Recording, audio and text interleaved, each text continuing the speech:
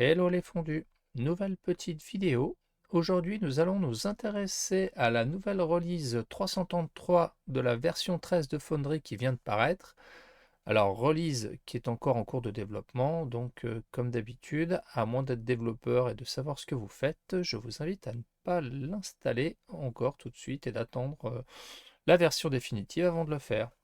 C'est parti pour cette vidéo. Alors, au menu des petites nouveautés, les MJ, lorsqu'ils vont être amenés donc à utiliser leur Foundry, comme ceci, si une joueuse ou un joueur va leur envoyer un message dans le chat, vous voyez, donc le chat se trouve ici en bas, hein, donc il va y avoir une petite pop-up qui va apparaître, voilà, qui va durer quelques secondes, voilà, avec la couleur du joueuse ou de la joueur, et de sorte que ça va informer, donc le cas échéant, si en tant que MJ vous êtes en train de vaquer à vos occupations, bah, vous allez avoir cette petite alerte dans le chat qui est, ma foi, très sympathique. Et que vous pouvez bien sûr désactiver si vous le souhaitez dans les menus de configuration. Alors, un autre point également, alors il était dans la précédente release, mais je l'avais zappé, c'est le fait que maintenant nous avons un menu macro qui est venu s'ajouter en plus des autres menus que nous avions. De sorte que voilà, donc maintenant, les macros apparaissent dans un menu dédié également ici dans la barre sur le côté. Autre nouveauté, au niveau des tokens, dans le menu associé, chaque sous-menu maintenant est regroupé dans une seule et même fenêtre, contrairement auparavant où certains menus étaient dispatchés entre trois sous-menus. De sorte que maintenant, dans la section vision, on a tout qui apparaît au même niveau. De même pour la partie lumière, voilà. Donc c'est quand même beaucoup plus pratique où avant on avait trois sous-menus avec la Basic Configuration, Light Animation et Advanced Option. Il fallait switcher de l'un à l'autre. Là maintenant on a tout qui est dans la même fenêtre et on a juste à scroller.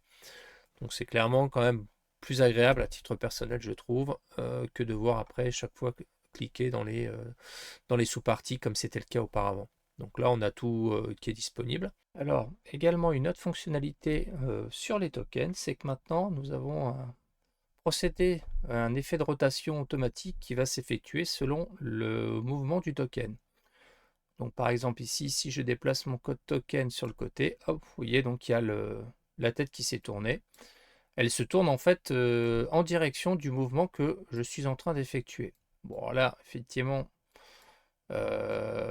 c'est pas très probant puisque je n'utilise pas par exemple de token de vue de dessus pour lesquels je pense que c'est plus approprié que celui de mon portrait. Mais en tout cas, donc voilà, donc, par défaut, cette fonctionnalité est mise en place sur le token. Et donc par contre, si je souhaite le désactiver, je vais aller dans mon token ici. Et ici, voilà, j'ai un effet de rotation. Je vais le locker ici.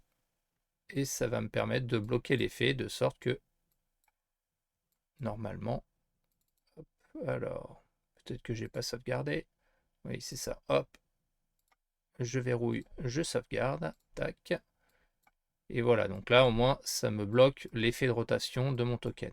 Mais voilà, c'est une petite fonctionnalité en plus là qui a été rajoutée, qui pourra plaire à certaines et certains. Une chose très pratique que j'ai pu observer dans la gestion des journaux, c'est maintenant lorsque vous allez donc passer en mode édition dans une entrée de journal, voilà ici, et que vous passez en mode source HTML, vous avez maintenant les balises qui sont colorées. Alors clairement, c'est hyper agréable lorsque l'on veut étudier le code, etc. Puisque bah, du coup, comme on retrouve toutes nos petites balises, c'est quand même vachement plus agréable que tout avoir avec une couleur unie pour éventuellement s'y retrouver, notamment au niveau des intersections de balises. Alors de même au niveau des macros, lorsque vous allez éditer une macro, pareil, il y a la gestion des couleurs qui s'affiche, donc pareil, hein, de même en termes de visibilité, on y gagne énormément au niveau des macros, au même titre que les journaux. À noter également une future fonctionnalité qui n'est pas encore opérationnelle, c'est Ignore Walls, qui comme son nom l'indique, doit nous permettre de pouvoir ignorer les murs pour certains tokens qu'on serait amené à contrôler en tant que MJ. Donc ce sera l'occasion de découvrir ça lors d'une prochaine release, je pense. J'espère que cette petite vidéo sur cette nouvelle release Foundry vous aura intéressé.